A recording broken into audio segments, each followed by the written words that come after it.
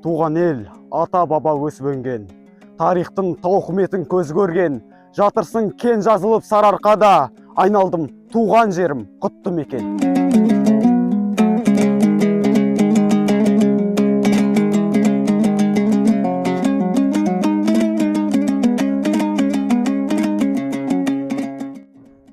Қараңғы қазақ көгіне өрмелеп шығып кім болам, қараңғылықтың кегіне күн болмағанда кім болам деп жырлаған қазақ халқының ағартушысы ойшыл Сұлтанмахмұт Торайғыров.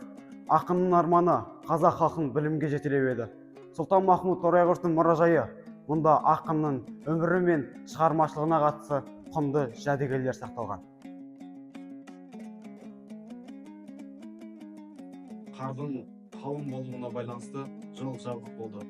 Сондықтан Сұлтанмахмұт Торайғыровтың кесенесіне таңылмадық. Бұл жалынды ақынның мәңгілік мекені. Сұлтанмахмұт небәрі 27 жыл өмір сүрді. Бірақ оның есімі қазақ тарихында алтын әріптермен жазылды. Осы Найзатас баурайында 1975 жылы Шәкен Аймановтың Гауһартас фильмі түсірілген болатын қазақ көркем өнерінің туындыларының бірі.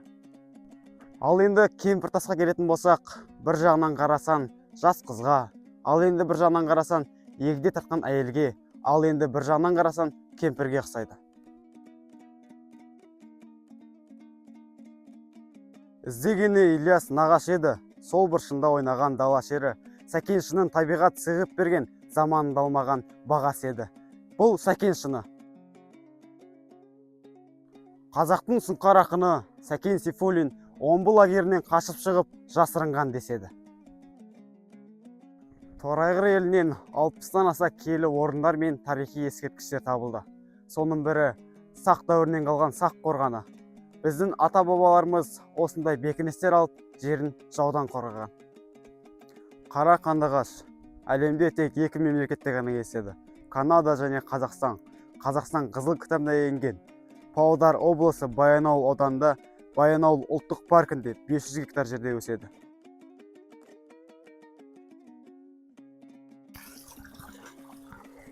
Әулиебұлақ туралы түрлі аңыздар бар.